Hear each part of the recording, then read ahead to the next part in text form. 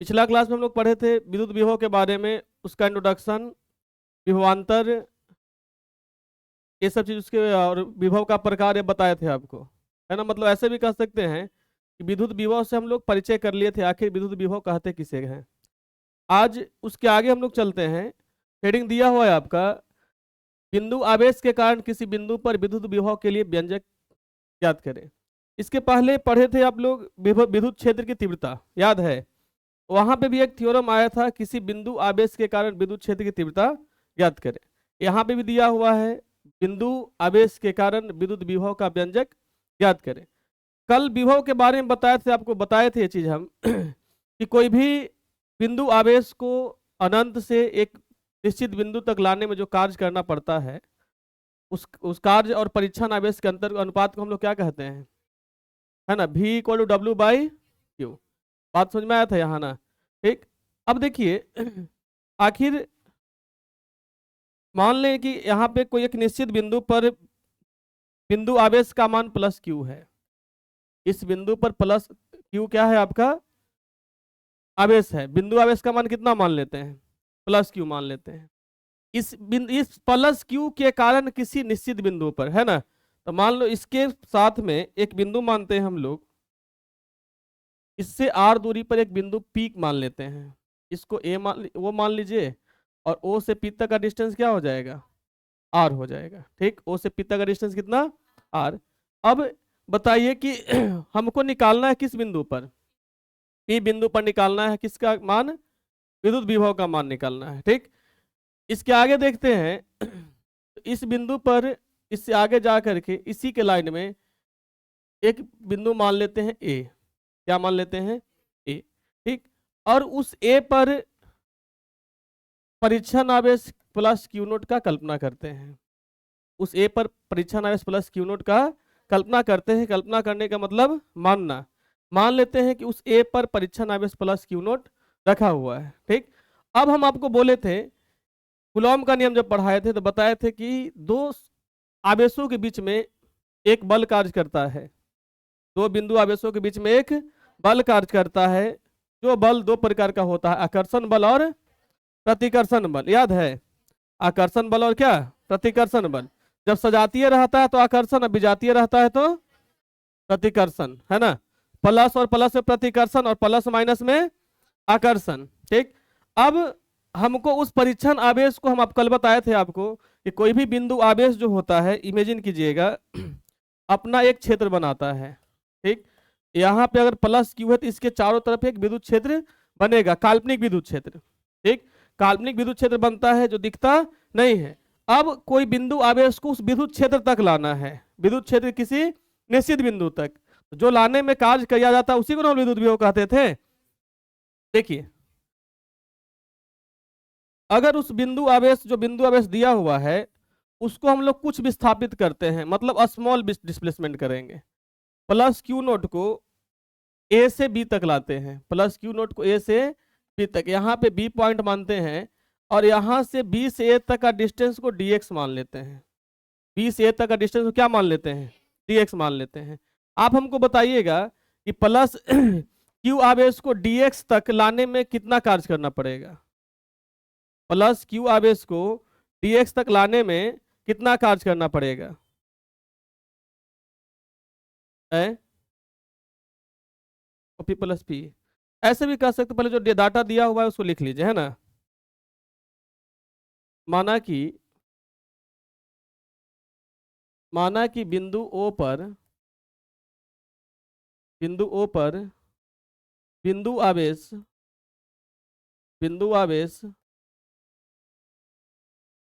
+Q स्थित है ना, +Q स्थित है। इसके कारण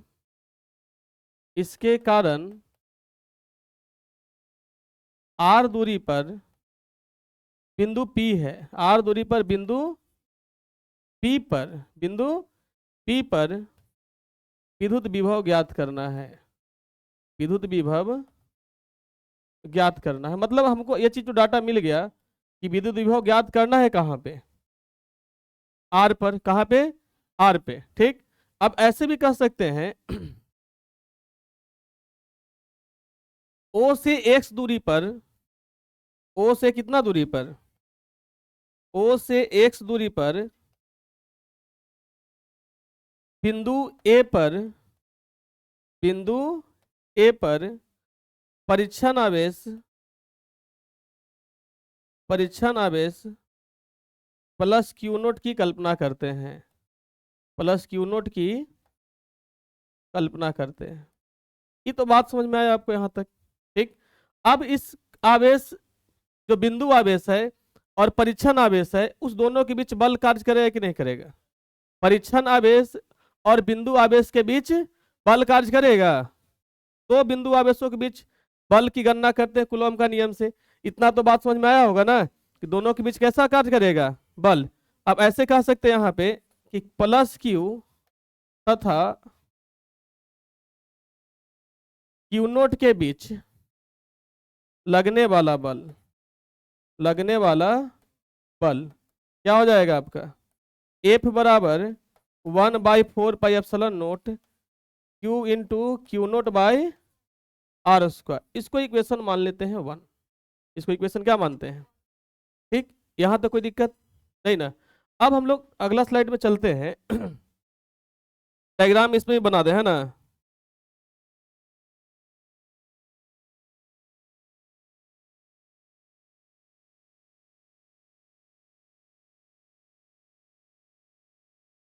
ऐसा ही था ना, यहाँ पे बिंदु P मान लेते हैं, यहाँ पे क्या माने थे हम लोग, A माने थे। इसको डिस्प्लेस करना था कहाँ तक, P तक, ठीक।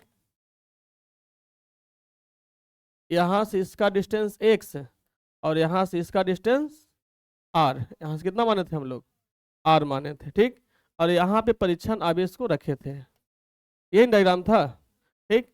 अब हम कह सकते हैं परीक्षण आवेश, परीक्षण आवेश क्यू नोट को ए से अति सूक्ष्म दूरी, अति सूक्ष्म दूरी dx, अति सूक्ष्म दूरी dx विस्थापित करने में, विस्थापित करने में किया गया कार्य, किया गया कार्य। कार्य का फॉर्मूला आप लोग पढ़े थे, याद है। W इक्वल टू क्या होता है, F इंटू एस। एस क्या, एस किसको बोलते हैं आप लोग, एस किसको बोलते हैं। तो यहाँ भी फॉर्मूला क्या हो जाएगा बताइए, एफ इंटू एक्स, ठीक। तो ऐसे हम लोग कह सकते हैं कार्य का जो मान होता है, कार्य का जो मान होता है वो बल गुना विस्थापन के बराबर होता है। कार्य का जो मान होता है वो बल गुना विस्थापन के बराबर होता है, ठीक। कार्य का मान किसके बराबर होता है, बल गुना विस्थापन के। तो W बराबर क्या होगा आपका, F इंटू dx ना, ठीक। स्मॉल विस्थापन क्या हो जाएगा, DW, सॉरी स्मॉल विस्थापन क्या है, dx। तो छोटा विस्थापन लिखे ना, अति सूक्ष्म दूरी लिखे ना, dx। तो जब अति सूक्ष्म दूरी है, जब कम दूरी में आप काम किए हैं तो कार्य का ही मान तो कम होगा, ठीक। जब दूरी सूक्ष्म तो कार्य का मान भी सूक्ष्म। तो यहाँ भी किससे डिनोट करेंगे, DW से। अब यहाँ पे एक चीज आप खुद से सोचिए कि Q और Q, प्लस Q और प्लस Q, प्लस Q और क्या, प्लस Q, ठीक। ऐसे भी रहने तो प्लस Q और प्लस Q, इसका जो बल की दिशा होगा और विद्युत कार्य की दिशा विपरीत है कि एक ही दिशा में है, विपरीत है ना, ठीक। ऐसे भी कह सकते हैं एंगल कितना डिग्री हो जाएगा, ऐसे रहने तो इसको तो एंगल से भी जो चलो, या तो ऐसे भी लिख सकते हो डायरेक्ट। तो DW इक्वल टू क्या हो जाएगा, F इंटू माइनस DX हो जाएगा, क्या हो जाएगा, माइनस DX हो जाएगा, विपरीत दिशा में है ना। अगर F DX तो F S cos थीटा हो जाएगा, थीटा का मान 180 डिग्री, cos 180 का मान कितना होता है, cos 180 का मान -1 होता है, कितना होता है, -1। ऐसे भी समझ लीजिए कि जब विपरीत दिशा में तब फोर्स क्या हो जाएगा, इसका ऋणात्मक न हो जाएगा, विस्थापन ऋणात्मक न होगा, ठीक। तो यहाँ पे हो जाएगा F इंटू माइनस DX, ठीक ना।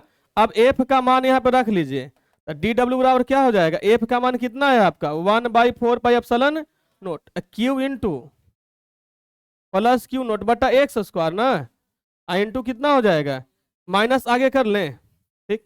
अभी बात यहाँ तक क्लियर हुआ होगा कि बिंदु ए से परीक्षण आवेश प्लस क्यू नोट को, बिंदु ए से परीक्षण आवेश प्लस क्यू नोट को एक सूक्ष्म दूरी बी तक लाने में किया गया कार्य कितना है?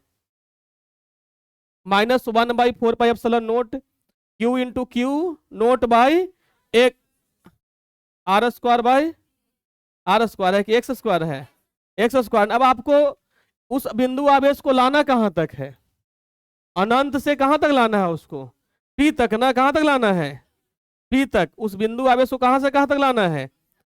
अनंत से पी तक। ठीक, बिंदु आवेश को, बिंदु आवेश को, बिंदु आवेश परीक्षण आवेश ना, परीक्षण आवेश होगा। परीक्षण आवेश को अनंत से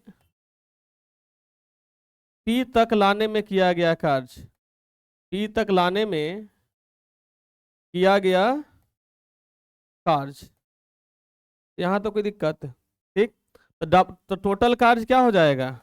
W। अगर इंटीग्रेशन बोथ साइड करते हैं तो ठीक। अब यहां पे क्या हो जाएगा? इंटीग्रेशन कितना? 1/4πε0 Q into plus Q naught, minus में ना है, बाई एक्स स्क्वायर इंटू कितना? लाना है कहां से कहां तक? इन्फिनाइट से आर तक। लिमिट क्या हो जाएगा? इन्फिनाइट से आर तक, क्योंकि यहाँ से क्यू ओ से लेकर के पी तक का डिस्टेंस कितना है? आर तक। इस बिंदु तक लाना है आपको ना, तो लिमिट क्या हो जाएगा? अनंत से लेके कहां तक? आर तक। यहाँ तो कोई दिक्कत नहीं ना। अब देखिए इस क्या कैलकुलेशन करेंगे आप लोग, तो W बराबर क्या मिलेगा आपको? यही ना था, इन्फिनाइट से R -1/4πε0 Q into plus Q naught by X square into कितना? जो कांस्टेंट टर्म उसको बाहर कर लेते हैं, है ना। तो W इक्वल टू क्या हो जाएगा आपको? -1/4πε0 क्यू इंटू क्यू नोट, पाई कहाँ? ये तो वेरिएबल ना है। और यहाँ हो जाएगा 1/x स्क्वायर इंटू कितना? dx। ठीक, यहाँ तो कोई दिक्कत। अब आगे चलते हैं, इसको कैलकुलेशन कीजिएगा। तो q इंटू कितना है आपको? Plus Q naught. ठीक, याद है आपको इंटीग्रेशन का फॉर्मूला जो पढ़े थे बेसिक? इसको लिख सकते हैं x का पावर -2, पावर नीचे से ऊपर जाए आपका निगेटिव हो जाएगा ना। इंटीग्रेशन x का पावर n का फॉर्मूला आपको याद है? क्या होता है? x का पावर n प्लस 1 बटा n प्लस, यही ना होता है? यार हिंट में याद कर लेना इसको। Integration x to the power n equal to x का power n plus 1/n plus 1 plus कितना? यही ना होता है। अब देखिए यहाँ पे क्या हो जाएगा? W equal to -1/4πε0 Q into plus Q naught, है ना। इन्फिनाइट से कहाँ तक? आर तक। इंटीग्रेशन कर देंगे तो साइन हट जाएगा ना यहाँ पे। यहाँ हो जाएगा x का पावर -2 + 1 अपॉन -2 + 1। लिमिट कहाँ से कहाँ तक? इन्फिनाइट से आर तक। कोई दिक्कत यहाँ तक नहीं ना। अब देखिए W इक्वल टू क्या मिला आपको? -1/4πε0 Q into plus Q naught. ठीक, अब यहाँ पे आया x का पावर -1 अब बटा कितना? -1 ना था। लिमिट इन्फिनाइट से कहाँ तक? आर तक। ठीक, अब देखिए माइनस वाला सिंबल बाहर आ जाएगा ना। ठीक, तो माइनस से माइनस क्या हो जाएगा? ये तो 1/4πε0 Q into plus Q naught. ठीक, यहाँ पे कितना? x का पावर -1 इन्फिनाइट से कितना? r। ठीक, ये तो माइनस माइनस प्लस हो जाएगा। पहले बोले थे कि अपर लिमिट का मान रखना है तब लोअर लिमिट को रखना है ना। तो यहाँ पे हो जाएगा W equal to 1/4πε0 Q into plus Q naught. ठीक, इसको लिख सकते हैं x का पावर माइनस को 1/x, x से क्या r तक है ना, इन्फिनाइट से r तक। अब देखिए W इक्वल टू क्या हो जाएगा? 1/4πε0 क्यू इंटू कितना? Plus Q note. पहले अपर लिमिट रखेंगे तो 1/r हो जाएगा, फिर किसको रखेंगे? 1/इन्फिनाइट को। किसको रखेंगे? 1/इन्फिनाइट को। तो W इक्वल टू क्या मिलेगा आपको? 1/4πε0 क्यू इंटू क्यू नोट बटा कितना आर। ई किसका फॉर्मूला मिला आपको, डब्ल्यू का। किसका फॉर्मूला मिला ये, आपको निकालना क्या है, विद्युत विभव निकालना है। क्या निकालना है, विद्युत विभव। कल पढ़े थे ना आप लोग, क्या पढ़े थे, विद्युत विभव का फॉर्मूला पढ़े थे, याद है, विद्युत विभव का फॉर्मूला पढ़े थे, है ना, V बराबर W बाई क्यू नोट, याद है। W का मान कितना आया, 1/4 pi epsilon note, Q into plus Q naught upon कितना R ना। अब बटा कितना, क्यू नोट के नोट कैंसिल हो जाएगा, तब V का वैल्यू कितना आ जाएगा, 1/4 पाई एप्सिलॉन नोट Q बटा कितना R। ये चीज मिला ना फॉर्मूला आपको, ठीक। तो किसी बिंदु आवेश के कारण विद्युत विभव का व्यंजक तो मिल गया, यहाँ तो कोई दिक्कत नहीं ना। अब एक इसमें थ्योरम देता है कि अनेक बिंदु आवेशों के कारण, अनेक बिंदु आवेशों के कारण किसी बिंदु पर विद्युत विभव का मान ज्ञात करें। मतलब ऐसे भी कर सकते बहुल आवेशों के कारण, जैसे आप फर्स्ट चैप्टर में पढ़े थे, जब हम पढ़े थे आवेश के इंट्रोडक्शन पढ़े, तो वहां कूलॉम का नियम के बाद अध्यारोपण का सिद्धांत पढ़ना था, है ना। तो वहां भी पढ़े थे बहुल आवेशों के निकाय के कारण विद्युत बल, पढ़े थे ना, मतलब बहुत से आवेश के कारण विद्युत बल का गणना किए थे, याद है। तो यहाँ भी दिया हो रहेगा, तो अनेक आवेश के कारण किसी बिंदु पर विद्युत विभव निकालना होगा।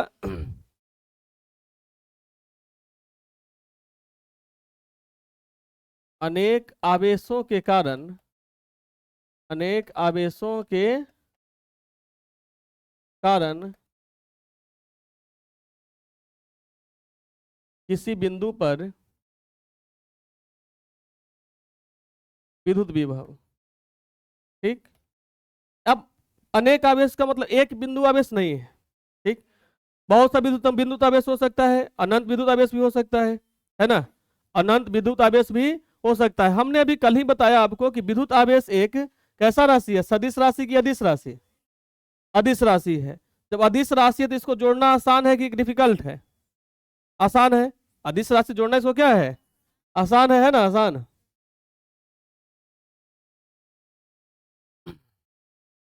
उस कंडीशन में कुल विभव जो होगा ना, कुल विभव होगा, क्योंकि विभव एक अदिश राशि है, क्योंकि विभव एक ऐसा राशि है, अदिश राशि है, अतः कुल विभव का जो मान होगा वो V बराबर V1 plus V2 plus V3 dot dot VN के इक्वल के बराबर होगा। मतलब टोटल बिंदु को अलग अलग विद्युत विभव निकाल देना है, विद्युत विभव निकाल के सबको क्या कर लेना है, जोड़ देना है। कोई दिक्कत यहाँ तक नहीं ना।